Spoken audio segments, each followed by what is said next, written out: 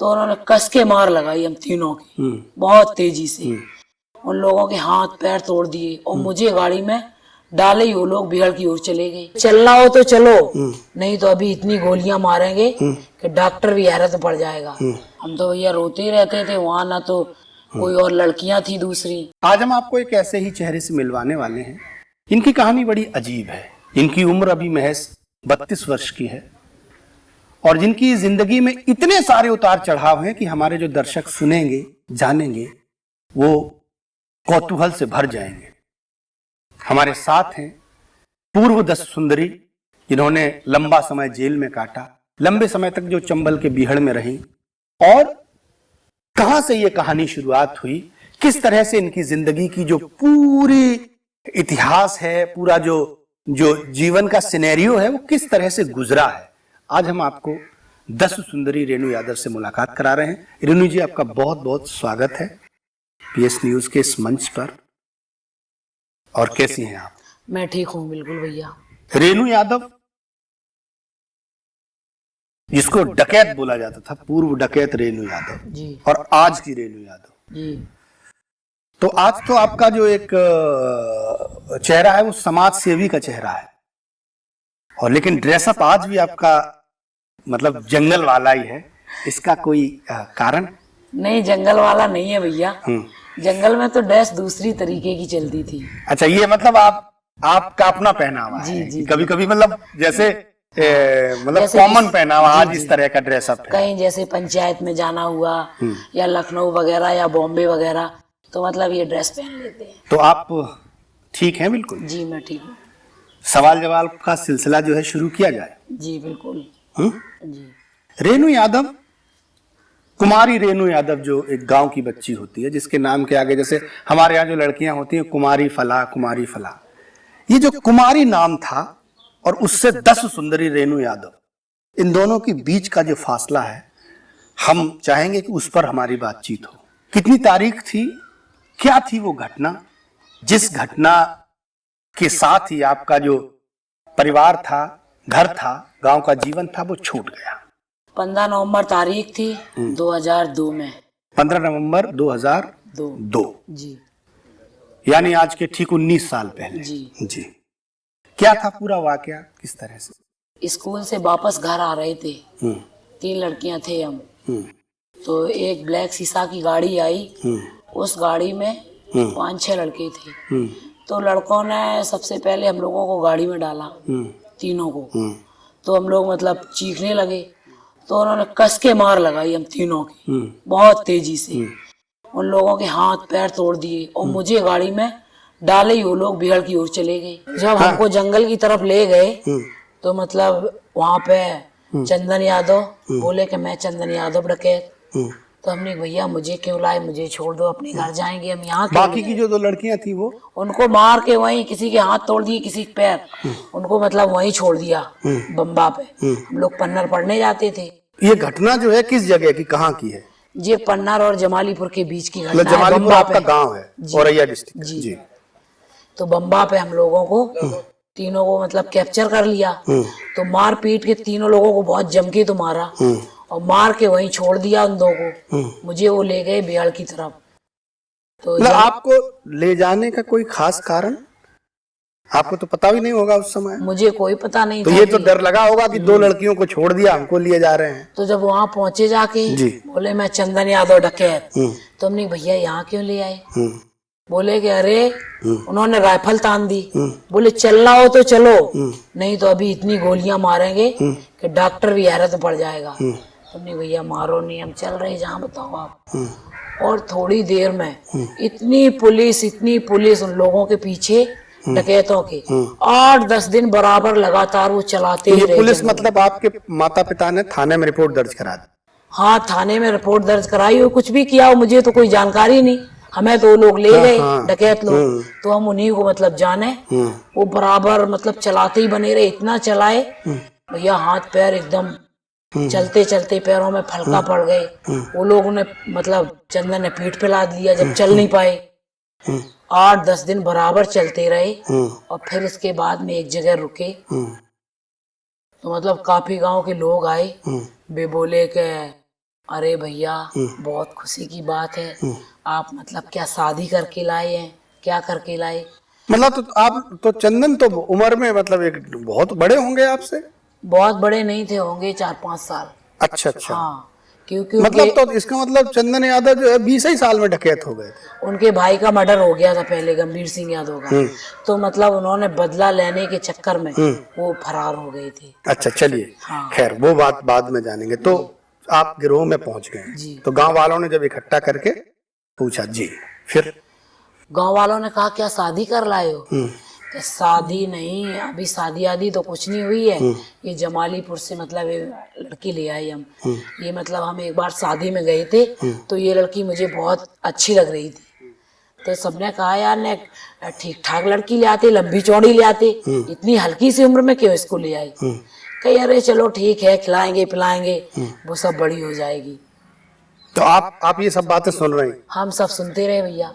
तो आपको ये पता था कि ये क्या क्या बातें हो रही हैं? हाँ मुझे पता था। तो आपको ये लगता था कि आप यहाँ लाई गई हो तो अब आपकी शादी यहाँ हो जाएगी डकैत के साथ? नहीं ये तो नहीं था। तो फिर मतलब ये लोग बात कर रहे थे, हम तो किसी से बोले ही नहीं, चुपचाप थे। तो लोग बोले कि तो वे चंदन सिंह कहने लगे कि इनके पिताजी को हम खबर भेजते हैं, मतलब पैसे ऐसे की डिमांड करेंगे, दे पाएंगे या नहीं। तो फिर अब पता नहीं डिमांड की कि नहीं की। उस दिन से तो गाँव ही नहीं गए, जमालीपुर नहीं देखा मैंने। तो बातें चीजें चलती रही, धीरे धीरे अपहरण मर्डर ये सब होते रहे। तो भैया अपहरण मर्डर ये आपने तो इतने आसानी से कह दिया जैसे अपहरण मर्डर बहुत छोटी सी बात। वहाँ जंगल में तो बहुत छोटी सी बात थी। नहीं, तो आप जब गई हो वहाँ चंबल में, तो भाई आपका भी एक तरह से अपहरण ही हुआ था। तो जब आप वहाँ पर पहुंची जाके, तो और भी आपकी तरह की लड़कियां लड़के थे वहाँ पर? नहीं लड़कियां नहीं थी, लड़के मतलब बाहर के लोग दे जाते थे आके। अच्छा, तो जो पकड़ का चंबल का अपहरण का सिस्टम है वो ये है कि कोई किसी बच्चे को कहीं से पकड़ ले और वो चंबल में छोड़ जाता। जी जी जी, वो तो अपनी ये सौदा कर लेते थे। यहाँ पर गौरतलब ये है कि जो माता पिता हमारे इस वीडियो को सुन रहे हो वो ये भी ध्यान रखें कि हम अपने बच्चों की सुरक्षा जो है बहुत मजबूत करें। क्योंकि जैसा रेणु जी ने बताया है, रेणु यादव हमको बता रही हैं कि कोई भी जो लोग किडनैपर होते हैं वो घूमते रहते हैं किसी वेश में और किसी बच्चे को पकड़कर किसी गिरोह के पास या किसी ऐसी संस्था के पास जो मतलब इस तरह के सरगना होते हैं वहां पहुंचा देते। तो ये यहाँ पर बताना आप सबको जरूरी था। तो ठीक है, वहां और बहुत सारे बच्चे थे या लोग थे, लड़के थे। जी। हाँ, पकड़े जैसे एक दिन में 4 आई, कहीं कोई बच्चे भी आते थे छोटे छोटे। अब 1.5 साल का बच्चा क्या जान सकता है कि हम कहाँ आएंगे। तो वो तो ये 1.5 साल के बच्चे डकैत लोग पकड़ने नहीं जाते थे? नहीं नहीं डकैत नहीं पकड़ते थे। अच्छा, मतलब कोई गांव जैसे मतलब दिल्ली में दिल्ली से कोई ले आया, गांव की तरफ किसी से कोई सेटिंग है या कुछ है, वो मतलब जंगल में हम लोगों को दे गया, वो अपने पैसे ले गया गिना के। अच्छा, मतलब पकड़ बेच दी जाती थी। तो इसकी कीमत लगभग क्या रहती थी? अब वो मतलब ले आते थे, हम लोग तो देखने नहीं जाते थे। कोई कोई पकड़े तो ऐसी हुई है कि मतलब फ्री में ही छोड़नी पड़ी। वो गियाने लगे, चिल बेचारे कहने लगे मेरी बेटी शादी को है, मालिक मुझे छोड़ दो, तो फ्री में छोड़नी पड़ी। कोई कोई गैंग ऐसे होते थे, जैसे सलीम है मेरे सामने, उसकी फिरौती नहीं आई तो तुरंत वहां मार दिया। अच्छा, है ना, गैंग आपस में मिल जाते थे वहां पे।